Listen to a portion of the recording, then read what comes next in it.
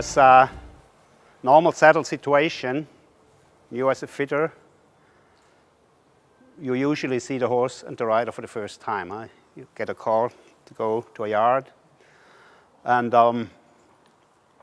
what's the most unfavorable situation is if the client has the idea that he knows more than you. We need to get a system where we can come to a stage, technical stage, where we know more than the actual customer, and we can prove what we are saying. This will be the most important part of today.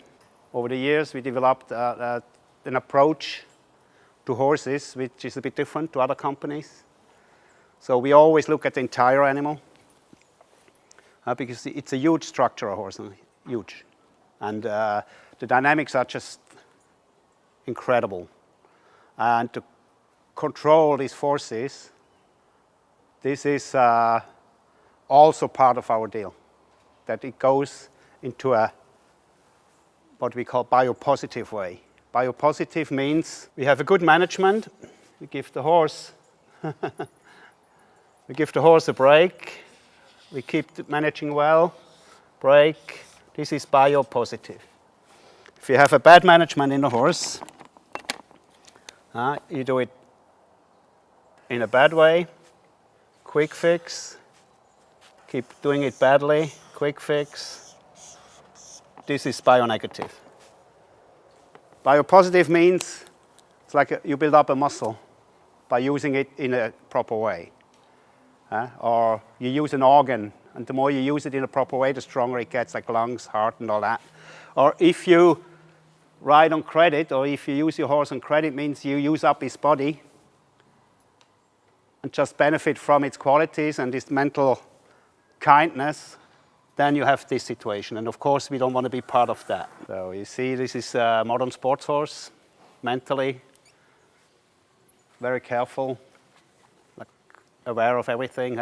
If they are not like that, they are not good enough. This is definitely like that. If I look at him, first impression, he's not a very big horse. His frame is fairly long. There's a lot of air between fore and backhand. Then you have quite an odd-shaped croup. Looks a bit like Irish sometimes. If you have thoroughbred draft breeding, you get that quite often. What you also see is very open angle here on the stifles and a straight hind, which is a modern sports horse in these days. In his proportions, he has a rather short neck in comparison to the rest of the body. Good man. If you look at the horse's structure, you have a rather big head in proportion to the rest of the body. You have a long neck. You have 7 cervical vertebrae to here. Then you have the middle part. You have 18 thoracic vertebrae, then 5 or 6 lumbar. Why 5 or 6? Arab, yeah, they have only 5. The purebred. The Russian Arabs have 6 again. So that makes the Arabs really difficult for us because this missing vertebra here just brings these 2 points apart, the spina and the elbow. So you have always this in your way. So that makes Arabs difficult for us. It's not the dream customer anyway, but of course we have solutions for that. If you want to know more about the horse's stage, you always start with teeth, because what you do is you take your thumb, not like this, like this, and feel if the teeth are done. It's not about the quality of the teeth work, but it's about are the teeth managed or not. If not, you usually have a poor management in the entire horse. This is the first point. And the second, which is important to us, if teeth are not managed, and you go with a bridle over here, there will be this reaction because it's painful. So we can do whatever we want back there. If this is not under control, it's like a little rock in your shoe. Same impact. It's only that big, but it hurts, and so the horse is like we have toothache. It's one of the worst feelings you can have. Only half a person. Next thing you do is you go to the joint of the chew bones and give a little impulsion. So usually if you would have this reaction, you would have a blocked joint here, which means if you go further back, you see where it usually comes from. It's not because the joint is not right, but it's something happening back there which makes the horse compensating for something, and then you have the upper half of the chew bone and the lower half go apart and then don't go back anymore, so they're blocked. And also, if this is the case, horses have got headaches, and you know, working with headaches is not really nice. So if you want to deblock it, it's not our job, but sometimes it's good. You just grab the mouth and pull until he pulls, like this. Then you let go. Then you watch the tongue, you see? It's going now, and then they get really mild in the eye. Yeah, it doesn't have headache, but it's just, then you go back and then you test, and then you have that. But you see the eye changes, gets quiet. So because the tension is gone. Then you go a bit further to the glands. What do these do? What is this? The glands, what do? They produce the saliva when they're not squeezed. Sometimes, yeah, good man. Sometimes, you see, if you have a rider that rides his horse in a narrow way, I wouldn't say a roll cur, but it's part of it. You see what's happening here. And then they get squeezed and they swell. And then in that stage, this organ is not able to produce saliva. So this is also an indice for poor riding, poor management. Some horses are a bit heavy here, so they are more exposed to it than others. And if you really look at the entire structure of the horse, the cervical part and the thoracic lumbar part work in an indirect way. In nature, if the back goes up, you see, the neck goes down. The opposite is in nature, if the back goes down, I can't do it really well on him because his back is too good. But then you have this goes down, this goes up. This is the natural compensation between the two body parts. It gets really dangerous if we tell the back to go away and then use mechanical help to have the head low as well. This kills the horses. This is the worst thing you can do. This low, this low. It's a big difference if a horse is low with the head with the high back, or if it's low with the head with a low back. This is unnatural biomechanics. And this is usually killing the horses the most. If you look at the relevant points for us to check is the bony part of the shoulder blade,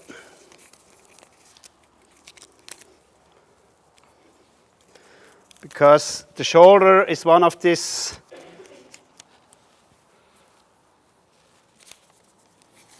heavily discussed points. Freedom of shoulder. Huh? There's about two different opinions about that. There's a mechanical way of getting the shoulder free, means you move the weight as far back as you can, which, we see that later, is not what we want. We say the shoulder gets free if the back does this. Then the shoulder goes away from you. That's one of the most important reasons why we can do show jumping saddles as well as dressage, because there's no difference in the system. And a lot of companies, they only can do one part. Usually dressage is easier because you do what people want. And then in dressage you have more opportunities to cheat a bit. On show jumping, the jump is this height, this width, and it is where it is. And you have in show jumping, you have to have the biggest possible dynamics in the shortest possible time. Means it has to happen like this. But in dressage, you have a bit more time. I'm not saying dressage is less difficult. But you have, saddle-wise, you have more opportunities to go around things instead of over the jump. So that's why in these days, show jumping courses are full of decision making. Do I do 4 strides or 5 strides? It's always you have to decide. And if you want to make on a distance of 4, you want to make 5 strides. What needs to happen here? The horse has the best opportunity to come back if it does this, because only if this is up, this can be underneath. While the other version is this, and then the hind goes away. So it's absolutely essential that in any time during a course, the horse is up here, whatever the rider does, because the rider doesn't have time to think how his saddle transmits his actions to the horse. So he approaches the fence, and he wants the horse to come back. He sits, gives an impulsion forward. So the horse has 2 possibilities to understand the signal. This one would be the bad one, because the horse would come back like this, and it would be close to the fence with his shoulders. While if the horse can do this, the horse can come back like this, so it comes off the pole.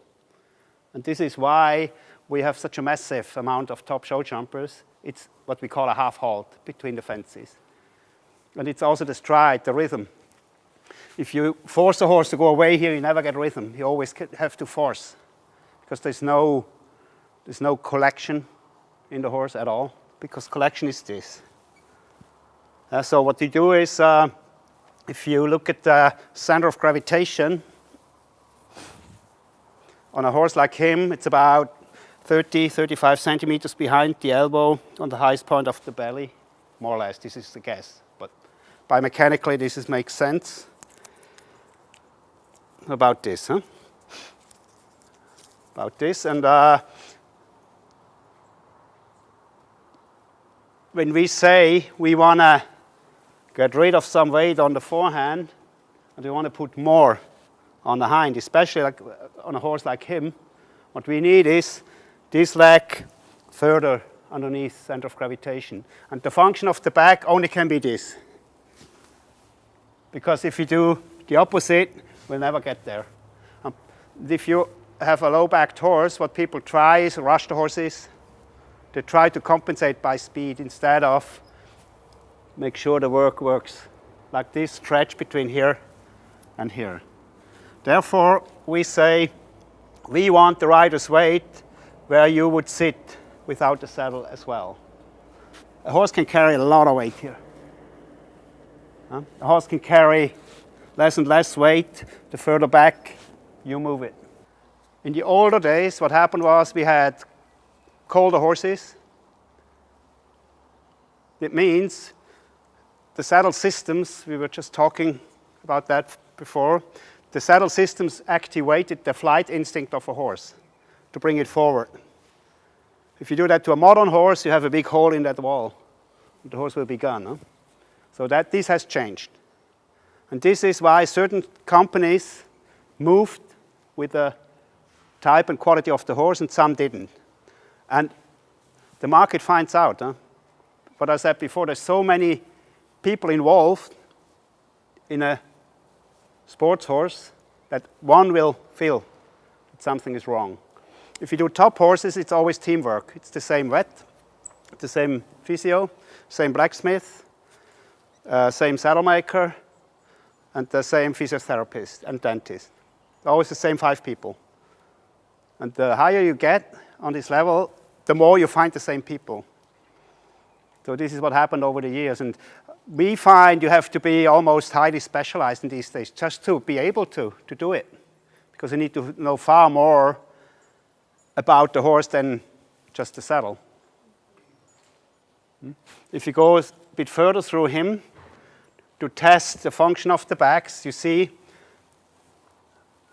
you have this muscle, brachiocephalicus, goes from the neck all the way to the upper arm. And we said that these work in an indirect way. So what you can do is you can grab this muscle here And then, you see, look at this line here, and you want it mainly unbroken. You see a little resistance here on cervical 3. This is his exterior here. Because he has to compensate for that by doing this a bit. For him, it's hard to be completely open, but that doesn't mean it's bad quality. It's just the way he deals with life. But there's nothing wrong with it. But this is always a mirror of what you find back here. If you want to know more about the top line, you just follow it with the finger. Just push with the 3-4 kilos. And if there's no reaction between the prominence of spines, you're on the good side. Next thing you can do is take finger again. No fingernails, ladies, please. Just follow the edge of the panel on the left. So you have the same muscle tension from here to there. No reaction. Same thing on the other side. Also, you get these Monday morning calls. The judge said my saddle is not straight. Then we go down, then say the saddle is it's okay. What do you want? Usually, it's due to the incurvation of the horse. If you go to point of hip and the sacrum here, you give a little impulsion. You watch longissimus here. There is a little reaction. You do exactly the same thing on the other side. No reaction. What does that mean? It means that this is the slower leg than that. This leg does more work. It's due to incurvation to the right. If you stand behind the horse, we can do that quickly if you don't mind. Then you tell me what you see. Just stand behind and have a look. Look at the shoulders. Look at this point. Look at this point. Can you see? Yeah. What you see is that the right shoulder is down here. The left shoulder is up here. Huh? Can you square the front up as well? Oh, yeah.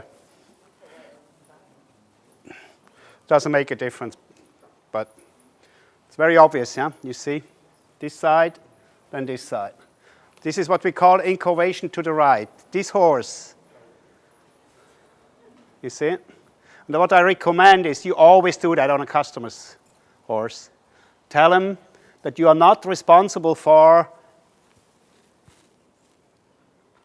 having a saddle which is off to the left. Because what happens is this horse would drop this side and would try to put the rider to the left hind. So from behind it would look like this.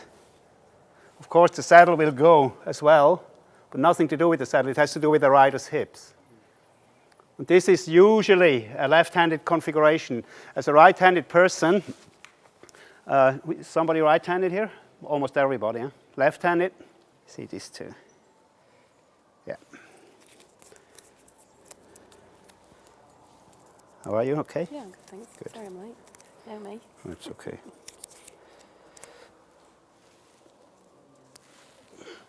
So, maybe you turn. What do you see? The left side is up here. The right side is down here. Thank you. She's typically right-handed. If you take them off, please. If you want, you can leave them on. Yeah, right-handed people like me, if I talk to you, usually 80% of the time I stand on my right foot. So I compress this side, I stretch this side. And of course, the compensation is by a slight scoliosis in the back, which is very normal. As long as I stand on the ground for you, for me this is not a problem. But as soon as I sit on a horse, sorry if I turn my back to you, if I would sit like my body would tell me, I would sit like this. And the normal reaction is collapse and this. You collapse and you rotate. That means you force the horse the opposite way as he is to the other side. The horse gets hollow to the left, which you would say it's the good side, it's actually the bad side. Whatever is easy in riding is bad. You can be sure.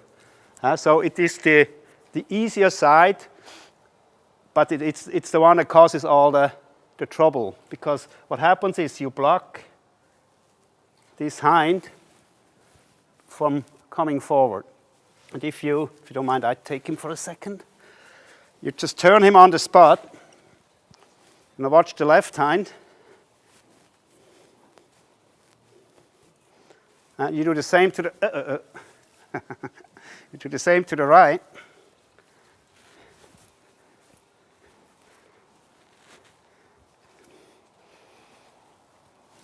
Thank you very much. What do you see? A lot quicker to the right. The left leg could cross fully over, while the right goes halfway, then he turns and then he jumps. And this is because he's incurvated to the right, as you have seen, also the points of hips. See, the right one is down here, the left one is up here. So he has a slow right hind and compensates by making himself hollow to the right to protect it. Might be a rider thing, might be an old injury, whatever. It's like you have broken a leg and it's not painful anymore, but you still have this movement pattern to protect it. The horses are world champions in compensating. Also very important, girth. Girth is a huge issue, especially with the show jumpers, with the stud guards. Most of them, if you want to test it, go with your finger like this. Just, there's no reaction. This is the open side, because it's incurvated to the right. So this elbow is off the girth. See the other side.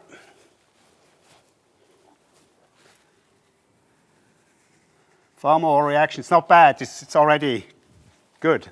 But you see there's more reaction because he's incurvated to the right and the right elbow is closer to the girth. If you have a girth where you have the padding, then it's pushed off, and then you have the edge of the ladder. And we see very, very often that horses are suffering there. And you just check the entire horse, you don't find anything, and in the end it's a stupid girth. So we worked on a girth program we see later then, where in all disciplines, where we get rid of that. And this is an old thing. What the project we follow is the tech optimized horse. So what we want to do is optimize every single item we have on the horse up to the best possible technical function. That means you have to ride yourself still, but if you do it with bad material, it gets even more difficult. And our experience is if we get rid of this pain, get rid of this pain, get rid of this pain, get rid of this pain here, we just have a happier horse with a happier, how would you say, a happier way to work, really, and so you have better results. So the important thing is consistency. A good horse would always jump. The question is how long. So this is, and some horses jump under very bad circumstances and really win a lot. But they can't be our measure because what happens is horses don't have collarbones. So the entire rib cage is hanging between the shoulders on muscles, ligaments, cartilage. And it's very flexible. As you can see, you couldn't do that with us because we have a bony connection. If you imagine what happens, let's think about a jump. The horse approaches the jump, goes in the air, comes down. That's the moment where the forehand touches the ground. The hind is still up here. The neck is here. So you have a jackknife impact. Everything goes as a power pattern to the front feet. The big question is, how can a horse absorb that? If in a good way, but in the best possible way, it can absorb it by having the rib cage as high up as possible. Means it would touch the ground. The first joints of the forehand would already absorb like a harmonica, accordion, and then goes all the way up to the shoulder and then all the way up to the 18th rib here, like this. Or the horse is low in the rib cage, gallops like this and lands like this, like a stone. So there's no absorption. And this is why always the same riders have the horses for a long time. Always the same riders use a new team every season. Absorption of kinetic energy, and saddle making has a lot to do with it. This is the function we need. Stretch between here and here. And this is not only show jumping, also in eventing. We see as well that it got far more technical in these days. You need half halts as you would need in a show jumping course as well. And the horses need to do that all the time. Otherwise, you cannot ride a course. This is very dangerous. I don't need to tell you about, I don't even use the word, but this is very dangerous in eventing.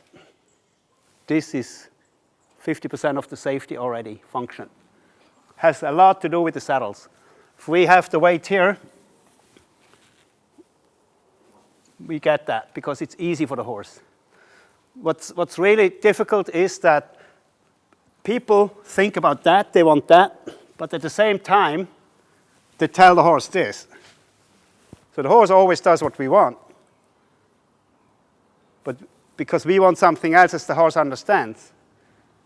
And so this is, for me, the biggest and the most important contradiction in these days in saddle business, in saddle construction. You want this, you tell the horse this.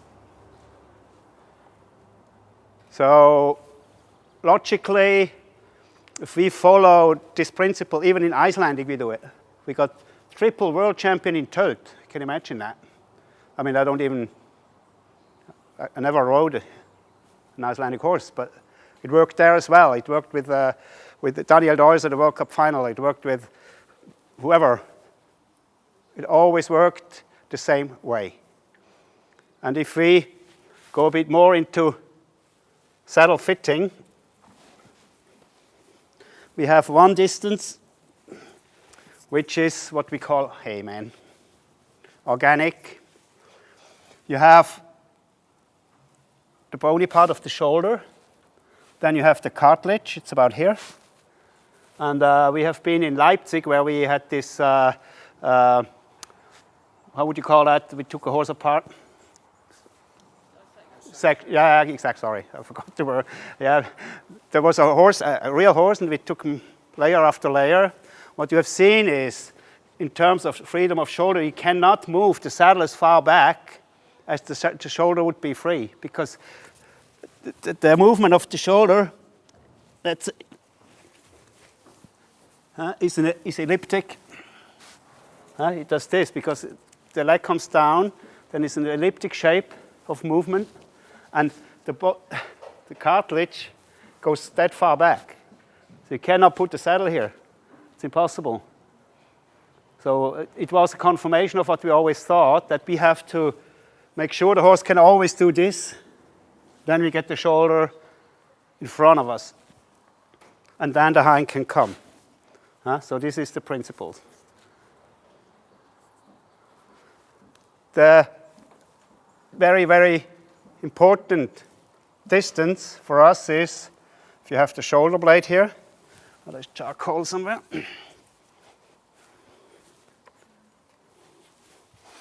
So I'm going to paint your horse now. And you have where the head iron is going to be. Then if you look at the top line, you have a falling line to here. Then it turns, and then it rises again. So you have this distance falling. Means that on almost all the horses, this distance is in between 19 and 21 centimeters. Saying that you want weight here means you have to have exactly that distance in the saddle as you have it in the horse. So we are talking about this distance here. From here to here. This has to correspond with the horse. If you put that on top, what you see is this distance is quite good on this saddle. Huh? Plus, and this is very un-British, we always want to be open here. We never want that. Because this is exactly what tells the horse to do this. So if you lift here, you see the contours of the saddle are exactly like the horse. You're just lucky, you're just lucky with the fit, it's pretty good. It's a bit wide, huh? This would be perfect like this. Huh? This and then this angle. This angle cannot be more than 30, 35 degrees to the horizon. Otherwise you would be kicked to the ears. So this is another big thing. If you have a horse like this, you never go against the top line like this with a saddle, even if people want it. Because what happens is the horses go well for 2 weeks, pedal, huh? And then they get narrower and narrower until they don't go anymore. The only chance you have is make sure you allow the horse to do this. Girth positions, always given by the horse. That's why for jumping saddles we always do 4 billets. Especially for professionals, we always can adapt to where the girth is going to be. Because what you want is the correct positioning of the saddle and then a straight line down to the sternum. Because every horse has a place where it wants the girth. Some have it just behind the elbow, which are the difficult ones. This one is an easy one. You see, this is this rule with this hand, but it's never true. It's never really working because very few horses are that ideal. Or then you have sometimes on thoroughbreds you have it back here even. 2 hands. You cannot rebuild the horse, but you can adapt to that. So what you do is you use 2 and 4, or 1 and 3. Sometimes with if everything slides forward, we use a point billet as well. So we learned that from professionals that they have to be flexible. They're somewhere in Shanghai or wherever, and they need to be able to do things immediately. Plus, most of you know our panels, I think. They are independent, so it means that you can go through here, like this. Means that if you put that on horses, it always gets the right angles. Because this horse, for example, is quite a bit steeper on the right-hand side than on the left. And we cannot pretend on symmetry if the horse is not. This is what hurts the horses. If we say we want a dead straight square feet saddle on a horse which is like that, what you get is inflammations on the muscles, especially on the off side of the hollow side, back here, and on the stirrup bar here. So this is one important rule. You can never ignore horses' shapes. You have to really make sure that you are not against the bodies. Plus, here you have, if you would cut through here, you have a concave situation to here. Then it turns into convex. Means this point is very important. How long is this distance? In terms of how long has my head iron has to be. If it's too short, shorter than that, it just the saddle does this, or you make it so narrow that it squeezes it.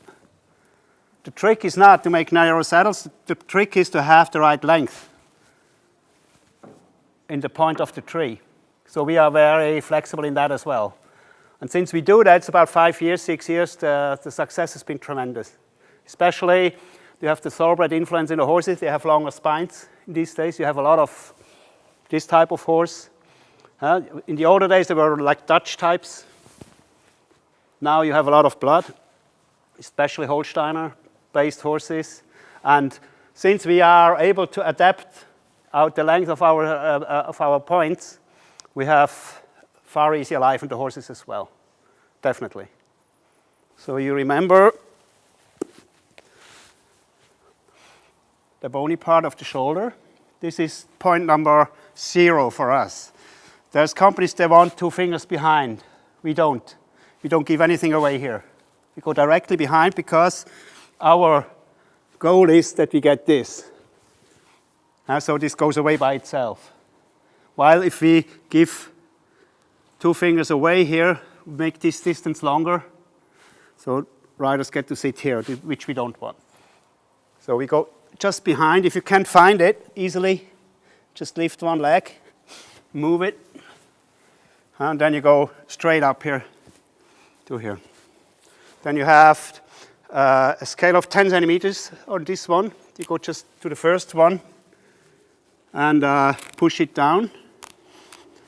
This is number 1, number 3, number 5. If you want, and if it's complicated, you can use every single one. Usually, for me, it's not necessary because we get enough information of that. Then what you do is you grab it on the lowest point of the top line. Just put it on top of a line here. Then you draw it.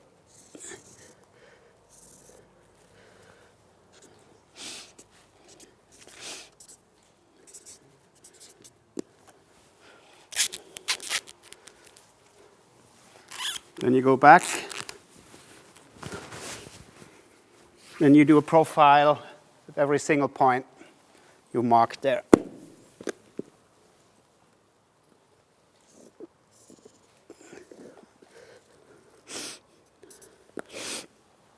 Here you can see really well the asymmetry. Yeah. But this is not this is quite normal. People just never look at horses like that. But I recommend that you stand on every horse. You do it as a standard. You stand behind the horse and make sure the customer sees it. Because so you can tell him up front that you're not responsible for the straightness of the horse. What you can do as a saddle maker and a saddle fitter is you can give him the opportunity to get the horse straight. But actively, the rider has to do it, not us. But you know, the customers, if you don't tell them up front, they would say, you should have told me or whatever, and it's always your fault. So it's easier, you get this information before.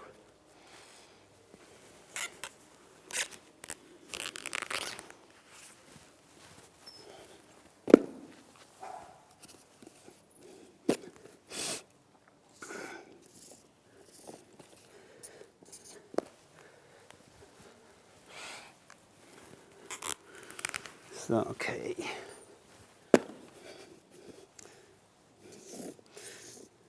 So like this, you have a very precise measurement of the horse. You have the top line, means you know how much the compensation is here in terms of a horizontal line.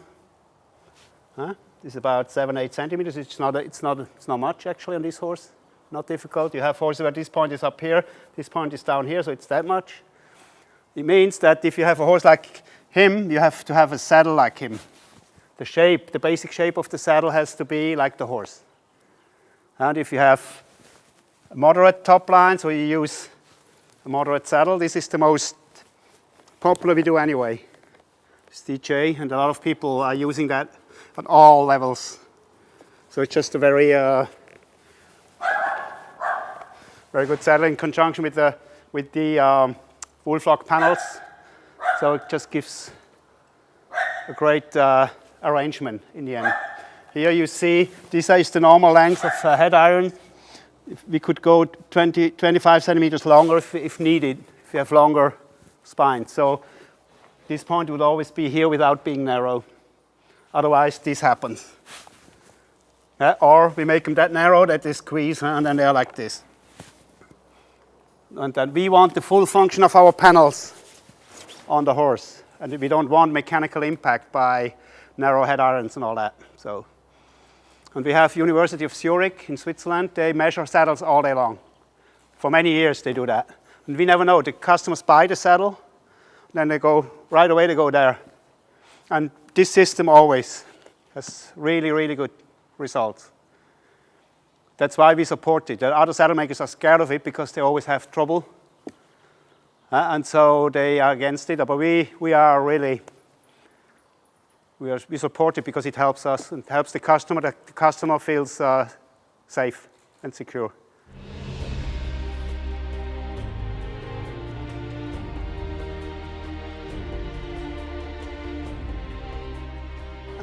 No, I think the saddles are, I think the quality is fantastic. They last for eternity. When we have horses that are tricky shapes or have back problems, it's probably the reason why I don't have so many back problems anymore. And yeah, for me, from my position, my leg position, find it really good. So there's a whole host of things. It's not just one thing they're good at, it's a number of things. Yeah, I mean, we've been involved a long time now. Yeah. We started with Anastasia. Yeah. And actually she was already interesting. She was a really, like a cold backed horse. And I'd used quite a few makes of saddles on her, and always she used to sort of dip down when you first got on her. And Peter came and fitted a saddle for her, and the problem nearly disappeared straight away. And then I've been using the Amerigo saddles ever since. Yeah.